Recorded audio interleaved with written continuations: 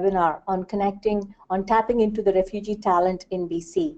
Thank you for joining us. My name is Sangeeta Subramanian and I am a Senior Manager Workplace Development at the Immigrant Employment Council of BC. I will be your moderator for this webinar brought to you by the Immigrant Employment Council of BC. IEC-BC is a provincial non-governmental organization that stimulates the integration of newcomer talent into the province's workforce. Our work is guided by a board of influential leaders from the private sector, government, education, labor, and community organizations. This webinar is made possible through funding from the Government of Canada. We are really pleased with the response we received for the session today and know that there are folks that were interested but could not join us since we had reached full capacity. To make this information as widely available as possible, today's webinar is being recorded and will be made available on our website for those unable to join us today, or if you'd like to review the recording or share any part of the presentation with your colleagues. A link to the recording will be sent to everyone registered for this webinar, and it will be hosted on our website at www.iecbc.ca.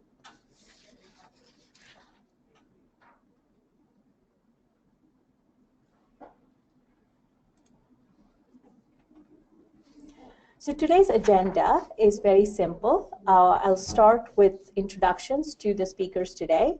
And our goal is to provide you with a quick snapshot of refugees that arrived in BC in 2016. We will then provide you with a quick walkthrough and demo of BCRefugeesJobConnect, which is the online talent portal developed by IEC-BC in consultation with community partners and stakeholders. And then we will take questions and discussion from the audience. Joining me on the webinar today is Finan Griffin, IEC-BC Project Coordinator, and he will be doing the walkthrough and demo. But before we go through that, let me give you a quick snapshot of the refugee talent pool that we're talking about today. Refugees are a unique source of labor. Before they became refugees, they were engineers, teachers, accountants, bakers, farmers, and more. And what they bring to our communities and our workplaces is a desire to establish themselves and to contribute to the BC's economy and to their communities. Refugees bring diverse skills, backgrounds, and perspectives. And the ROI on diversity in your workforce is well documented. This brings increase in innovation, in productivity, and also helps you expand into new markets if that's your goal. So a quick snapshot of who arrived in BC as refugees in 2016. And we are really talking about the government-assisted refugees. Between January and December 2016, close to 2,000 government-assisted refugees arrived in BC. Of these, about 477 arrived just in the last quarter, almost 20%. The top source countries in 2016, as can be imagined, Syria was up there, thanks to the special Operation Syria that the Government of Canada put in place, followed by Iran, Iraq, Congo, and other countries. Just a quick reminder as I'm going through this presentation, if you have any questions, please feel free to type in the question box on your screen, and we will take questions at the end. One of the interesting things is about the age breakdown, and as we can see from this slide, about 46 to 47% of refugees that arrive in BC as government-assisted refugees are in the working age, the prime working age of 19 to 64 years. So this is the talent pool that we are talking about when we are talking about what refugees bring to BC's workplaces. And where are refugees settling in BC? These were the top 5 destinations in 2016. Well over 50% were resettled in Surrey, followed by 10% in Vancouver, 7% in Burnaby, 5% in Langley, and 4% in Coquitlam. And this is kind of consistent with what we have seen with refugee resettlement patterns across the Lower Mainland and Southwest region of BC over the last few years. So very quickly moving on to what is Refugee Job Connect. Refugees Job Connect is an easy-to-use web-based platform. What it is a place where refugees come and create their online profiles, upload their resumes and CVs. And this is a place where BC employers, such as yourselves, can come in and search for candidates with specific skills and experience. And we'll show you how quick and easy this is in a few minutes.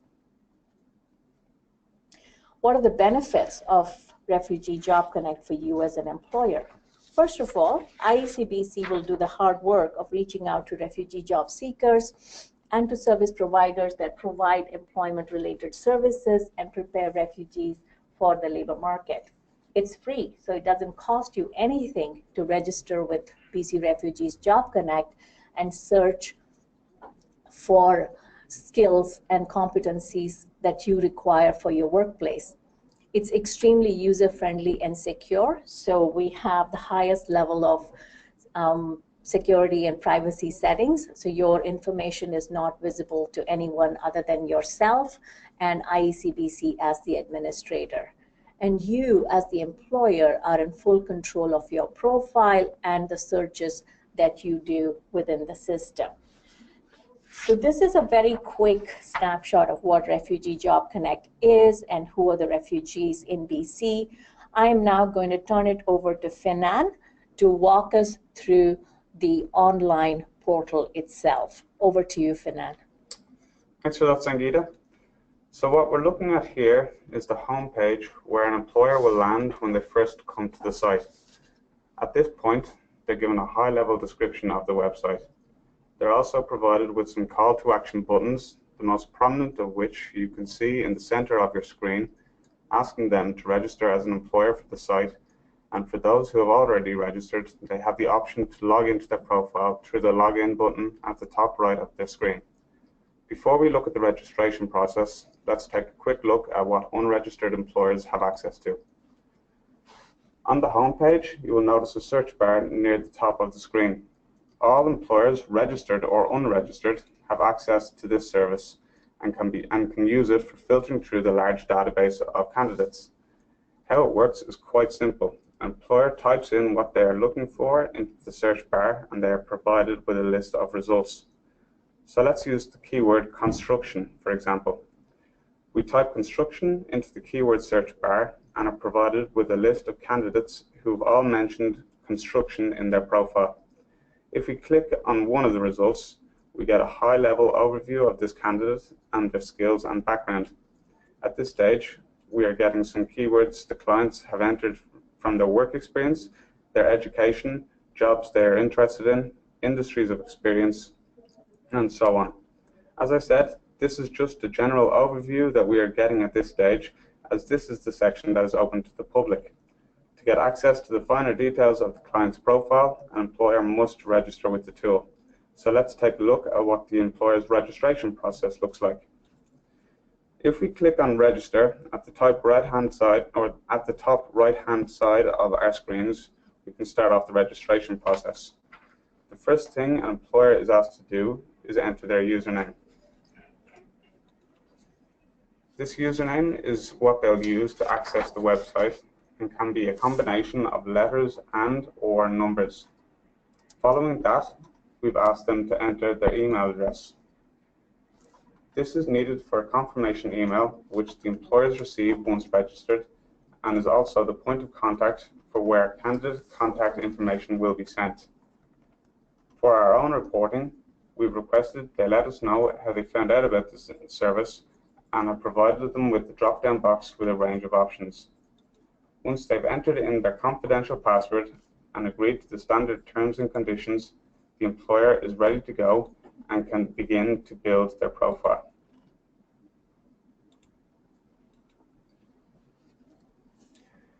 So the first thing that an employer will see is this pending approval notice.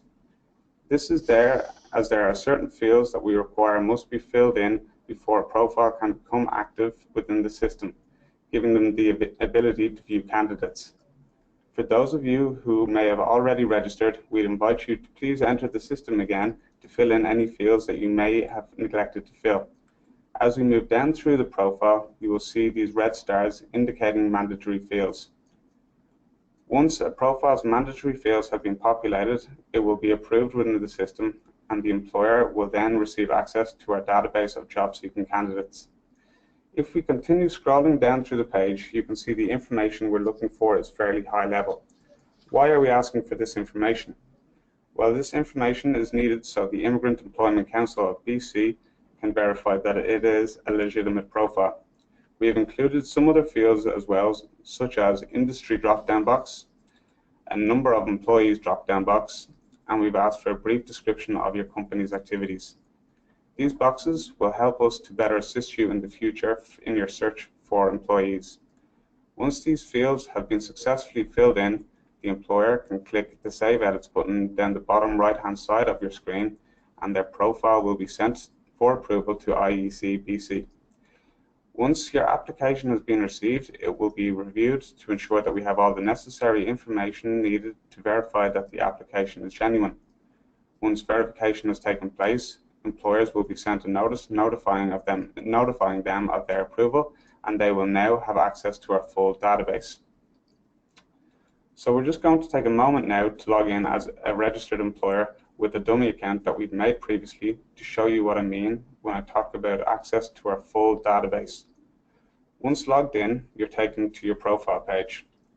If we click on Candidate Search at the top of the screen, we are again taken to our Candidate Search function. However, it looks a bit different than it did previously. When the employer clicks on Candidate Search, they are taken to the unfiltered database of all the candidates within the system. But let's say again, for example, that an employer is searching for candidates within the construction industry. They would again enter construction into the Enter Keyword search bar and be presented with a list of all the candidates within the system who have entered construction in their profiles. You can see when I type in construction that 35 profiles have been filtered through for me. What if I'm an employer who doesn't have the time to go through 35 profiles, but I know that I want to view candidates who have a construction background with forklift experience? I would then type into the search bar construction forklift, and it will filter out the database for me, leaving me with candidates who have only entered construction and forklift experience into their profile. You can now see that we're left with 6 candidates. Now the employer has a few different options they can perform with each profile. For privacy reasons, during this demonstration, we'll use a dummy profile I created previously as an example. The employer can quick view my resume that I previously uploaded by clicking on Quick View. And you can see a dummy resume that I've attached to my own profile here. They can also download the CV to their system by clicking on CV. They can click in to view the candidate's profile by clicking on View Profile, or they can request my contact information. So let's look at what an employer sees when they click in to view my profile. The first thing that an employer will see is the candidate's language ability. We were conscious of the fact that many employers aren't familiar with the different assessment scales for language, so for that reason we provided them with the scale descriptions as well. For employers that have a need for multilingual clients, they have the ability to view the candidate's spoken languages. Underneath this, they have access to some locational information as well as my social presence. You can see here that I've given the employer access to my LinkedIn profile. As we scroll down further, an employer can see that all the information that we have entered into the education and experience, and it's laid out in a format similar to that of your standard resume. Again, they are also given the ability to access any documents that I've uploaded, and you can see below they can see any of my volunteer experience or the courses that I have completed since coming to Canada. Now let's say, for example, the employer likes to look up this candidate. How do they get in contact with them? Well, they can do this in one of 2 ways. If we scroll back up to the top of the page, they can click on Request Candidate Contact, and they are provided with a pop-up box asking them to fill in some necessary information that will be passed on to the refugees, such as their company name and a short message. Once the employer clicks on Send Contact Request, this message is relayed through to the team here at IEC-BC, who will make the contact with the refugee job seeker. And once we have received the candidate's permission, we will provide the contact details to the employer. The other way in which they can request the candidate contact would be to go back to the search results page, where they can click Request the Candidate Contact here also. Another function that we've built into the tool is the monitored search function. We built this function in for employers who find themselves searching for similar candidates on an ongoing basis. What the monitored search function does is email the employer a list of search results based on their search parameters on a daily, weekly, or monthly basis. So if we are an employer who finds that they are regularly searching for candidates with a construction and forklift background, for example, all they need to do is to do one search for construction and forklift, as we have done already, and click monitored search. So that takes me through to the end of the BC Refugees Job Connect tool demonstration. I'm going to hand you back over now to Sangeeta to finish off the presentation. Thank you, Finan. And just to kind of wrap up this presentation, what I wanted to do was to show you very quickly what we have in our database right now. So as of this morning, we have almost 200 candidate profiles on the database. Over 60% of the candidates are male, and the majority of the candidates are from Syria. Over 30%, or about 35%, have some level of post-secondary education, so either a college diploma or a degree, bachelor's, master's, or above, and they have done that in multiple countries. 40% of them have had formal English language assessment. What that means is they have either been through a formal English language assessment post-arrival in BC or prior to being resettled in BC. What are the top areas of interest that employers, that the refugee job seekers are interested in seeking employment? Skilled trades is high up there, as well as jobs in retail and customer service, any kind of production work, and in food services and accommodation. The top sectors of experience kind of connects to the areas of interest in which they are seeking employment. So construction, sales and service occupations, manufacturing, including food processing, and food services and restaurant type settings. These are the top sectors of experience for the candidates currently in our database. I want to emphasize that new candidates and new profiles get added to the database every single day. So it is a growing pool of talent, and as we start to do more and more outreach into the community, we are seeing candidates with fairly diverse skills coming through. So would definitely encourage you to register and log in and do some quick searches and get familiar with what's in the database. Finally, this is what we'd like to say: give people the opportunities and you will be rewarded with surprising results. So thank you for your patience in listening to us, and we will now open up for questions. I can see that there are a number of questions that have already come through. I'm going to try, and we will try and address as many of these as possible in the time that we have, and any others that we are unable to address at this time, we will put information on our website at www.iec-bc.ca. So the first question is, what is the working status of a refugee? Refugees are permanent residents, so they have all the same working rights as any other permanent resident or immigrant to Canada. So they can work anywhere. They have full working rights and full rights of mobility anywhere within the province and the country. The next question I want to take is the number of refugees moving to northern BC.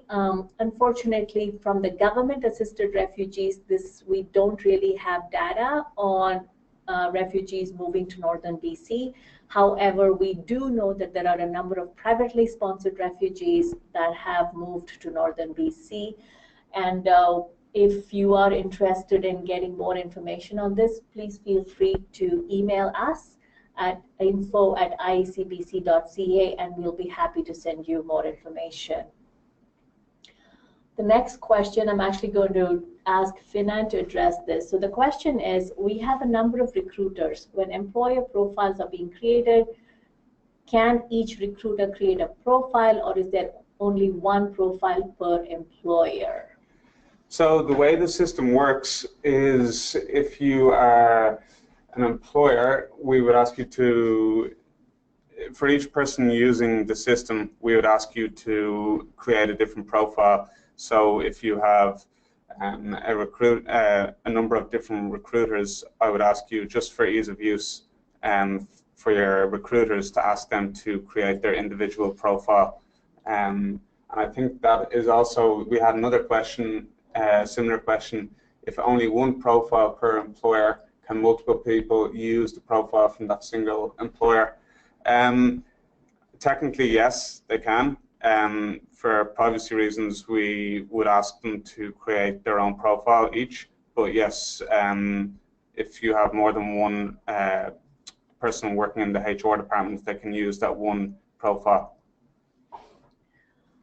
Thanks, Finan. So the next question is, are the scale description of the candidates self-determined, or has there been a validation process?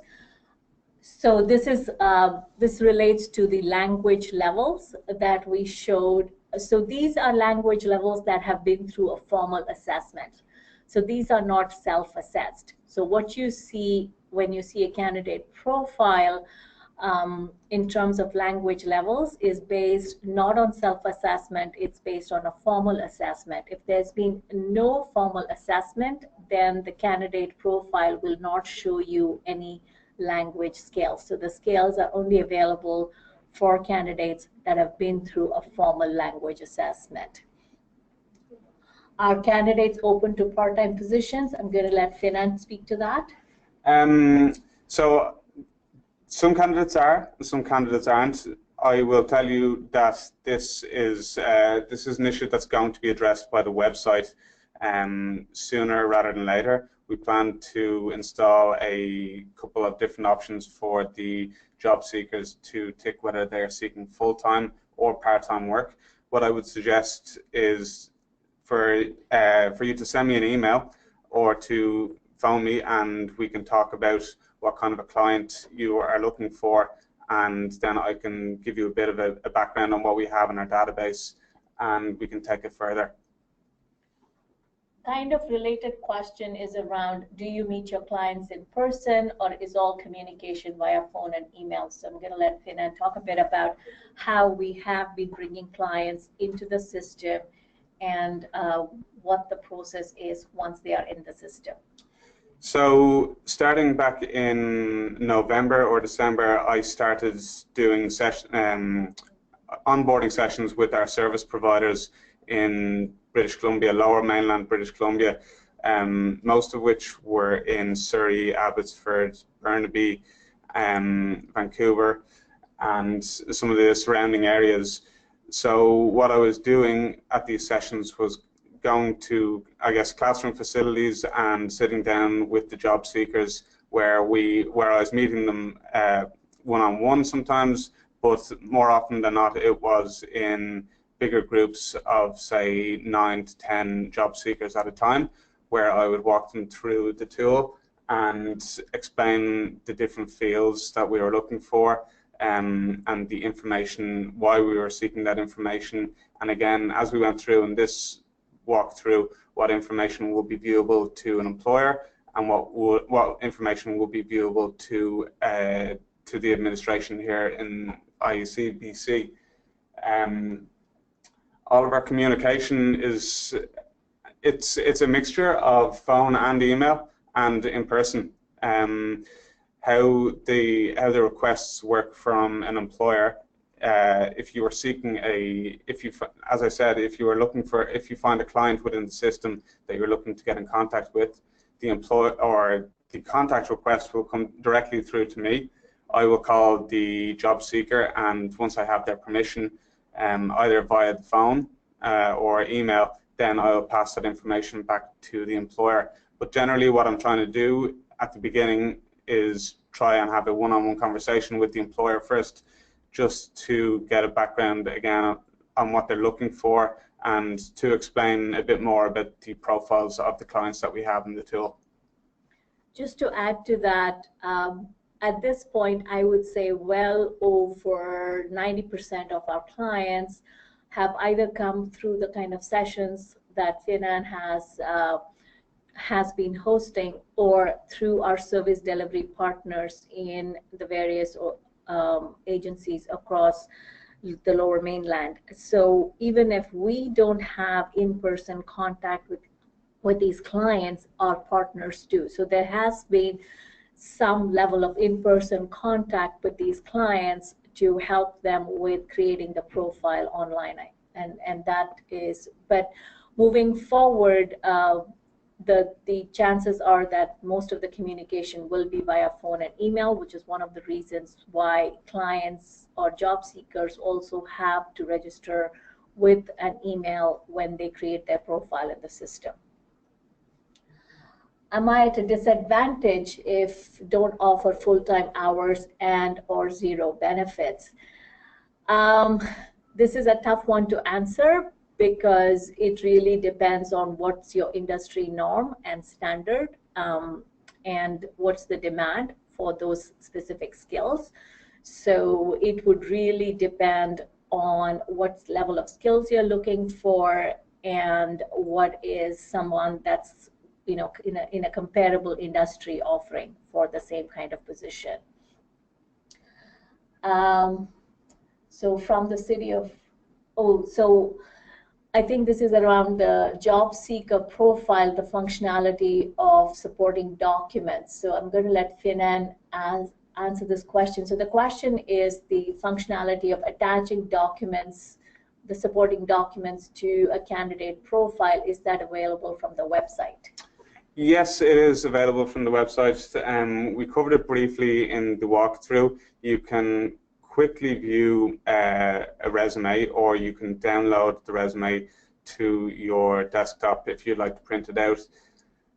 We've also provided the ability for the job seekers to upload any certifications they may have attained since arriving in Canada, such as first aid or WorkSafe, or their fall safe, or they're serving it right, those kind of certifications. They can also provide reference letters or cover letters. So all that functionality is available from the job seekers. I should say that it's available with job seekers who have provided that information to their profile. So obviously, if they haven't uploaded those documents to their profile, there will be no documents available. But for the job seekers that have, then yes, you can, or you can view those documents and download them. Do we have a similar service or offering to BC immigrants and not just refugees? The short answer is no, not at the moment. However, given our learning from rolling out BC Refugee Job Connect, this is definitely something we'll be looking at in the future. So stay tuned for further developments on Job Connect as a tool. It's a question about again, around clients. So criminal record checks or educational credentials of the client, are these verified through IEC-BC? I'm going to let Finan take that one. No, they aren't verified through IEC-BC. What we do, what the goal of the tool is basically to make the match, to make that contact between the job seeker and the employer. So the responsibility of doing a criminal record check or verifying educational documents, that lies on the employer. And just to kind of reiterate what I said earlier, at this time, the vast majority of our clients are coming through other employment preparation services, and many of these employment preparation services do work with their job seekers to make sure that they have got whatever documentation they need, including, you know, criminal record checks and or educational credential assessment. So because the Immigrant Employment Council of BC is not working directly with these clients, we are working through our partners. This is not something that we take on as a role for ourselves. And further to what Finance said, we would say that this is an opportunity for you to connect with the talent pool that's diverse, that offers some real opportunities. However, it is on you, the employer, to follow what your regular recruitment practices are, as with any other recruitment. So think of this as a place for you to come and do some very targeted search for job seekers. That the rest of the recruitment process is between you and the job seeker, and we actually step away from it at that time.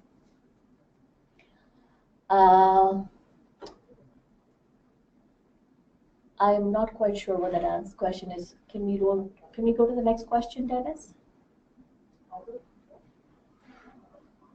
So the question is there a way that we can track who we have looked at or requested info for on the portal site? As of right now, there isn't. IEC-BC is keeping track of any any contact requests that are coming through. It's a really good suggestion, and it's something that we are discussing with the developers about getting installed on the site, because it is something that is important. Obviously, with the large number of clients that are in the system, it could happen that you find yourself requesting a candidate's contact more than once. What I will say is that, as I said, we are keeping track of that candidate contact, so I can get in contact if I notice. I can get in contact with the employer if I notice that there's multiple contact requests coming for the same employee twice. And just to add to that, that is really something that we have already flagged for the development team to work on creating a system of tracking this for the employers. But if in the interim you would like, if you have already been in the tool and done some searches and requested candidate contacts and would like to get a listing of the candidates that you've already requested contact for, feel free to get in touch with us and we will send you that list. The next question is from, if it's a service provider, are they able to see the list of employees currently registered to see if our employers are already registered? If not, we'd like to ask our employers to register. Quick answer is privacy does not allow us to share this information. So I would say please go ahead and encourage all your employers to register. But if you have a specific list of employers that you are working with, you can send that to us and we can let you know if someone on that list is registered or not. The next question is, can an employer post available jobs on the website for candidates to view and apply for? No, this is not a job posting site. We were quite clear that we didn't want to be another job posting site. We wanted this to be a talent portal, so a place for employers to come and do targeted searches based on the skills and competencies that they are looking for. So we are not trying to be a job posting site or a job board. Who are our partners? Are we referring to immigrant agencies such as Success or Mosaic? So yes, we have our service delivery partners, our immigrant serving agencies such as Success, Mosaic, ISS of BC, Options, and many, many others, Diversity, Abbotsford Community Services, and so on and so forth. However, we are also working with business association partners such as the Surrey Board of Trade and the Abbotsford Chamber of Commerce to promote this tool to employers. Is there any government funding available for training of new employees through this program? So there is a refugee fund available through the Canada-BC job grant through the province of BC, and your best choice would be to touch base with the Work BC Center or Small Business BC, as well as a number of other organizations across the province that can help you with accessing training dollars. So Refugee Job Connect itself does not have any training dollars attached to this, but there are training dollars available through the province that you can access as an employer.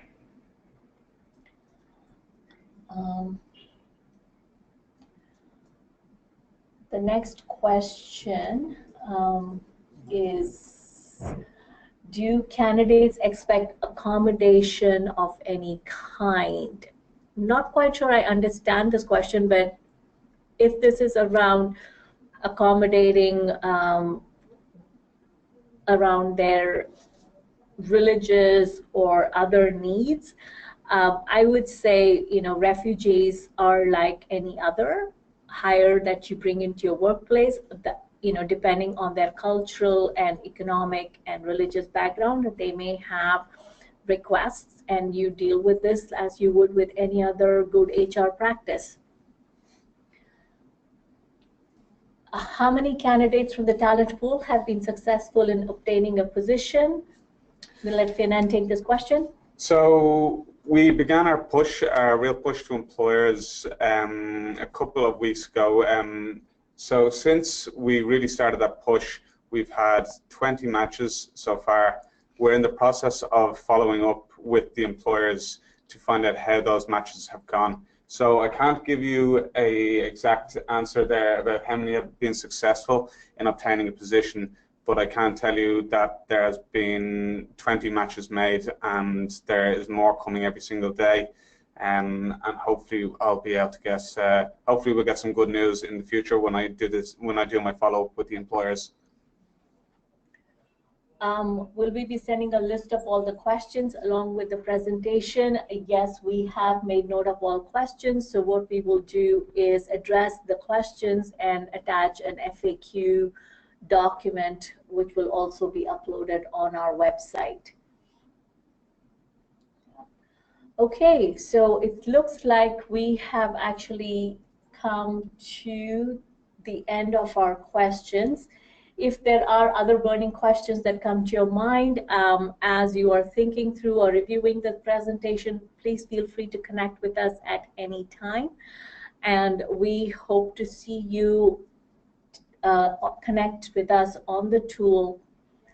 Oh, I'm sorry, there's one more question that's coming up, which is, I'm assuming, how many employers are currently registered with the program. So Finan can talk a bit, and their sectors. So up to now, we have almost 60 employers registered with the program or with the tool. Sectors, so far it's kind of matched with, I guess, the backgrounds of the clients in the tool, the major demographics there. So the major sectors will be manufacturing, retail, construction, and the food service industry that are in there at the moment. But we have had other, like there's plenty of others. It's much like the candidate talent pool. The employer pool there is a diverse group. So many different sectors, but the main ones would be, like I said, manufacturing, retail, construction, and the food service industry. I just want to go back to that other question around accommodation for a second before we wrap up.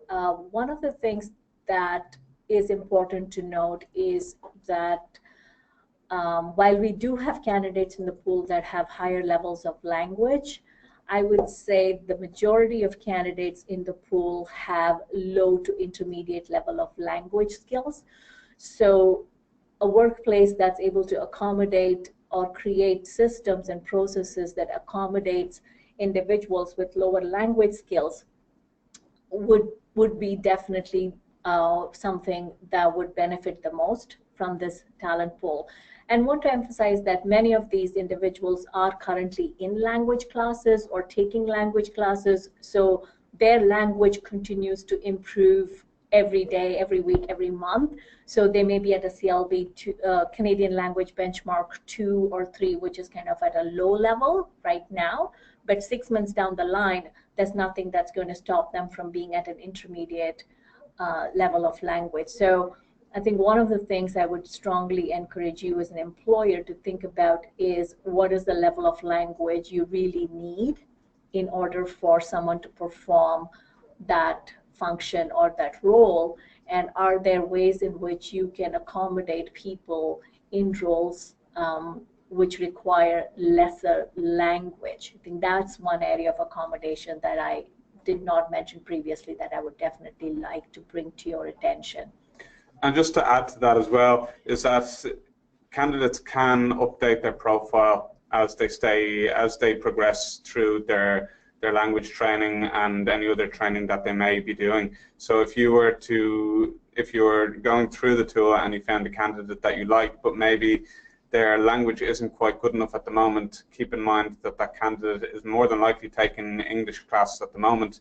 So we'd advise you to check back in on that client in a month or 2 months, as their language may have vastly improved by then. Thank you. So a couple of more questions. Do we have a feature, a like feature or social media site linkages that offer an ability for participants to promote our services? We actually are promoting the tool very actively on social media, so Facebook, Twitter, LinkedIn. And so if you are following IEC-BC on any of these channels, please do like our posts and share our posts, because we do believe that social media is a powerful way for us to connect with more employers. Are all the candidates actively looking for work? I'm going to let Finan take this one. I would say the vast majority of the clients in the tool are looking for work. Because we are still waiting on that feature to be implemented, whether they're seeking full-time, part-time, or seeking or not seeking, feature to be implemented into the tool, we can't tell at the moment.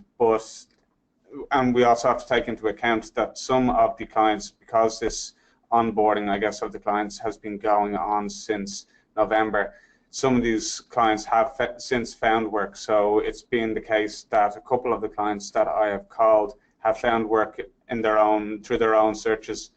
But yes, the vast majority of the clients are looking for work at the moment. And just to add to that, when we do find out that a candidate in the portal has found work or is no longer actively looking for work, we do deactivate that profile. So that profile will no longer come up on active searches. However, information is never perfect in this world. So there may be times that you do give us a contact candidate request and that candidate has just found a job or has decided to go back full-time to school and is not currently available to work. So, I think those are things that we will address as we go forward. There's a question kind of related to the training dollars, but a little bit different. Is there any wage subsidy that the government would consider for us if we recruited refugees? To the best of my knowledge, at this time, there is no specific wage subsidy program for hiring refugees. However, what I would recommend is to get in touch with your nearest Work BC center, because they have up-to-date information about wage subsidies that are available.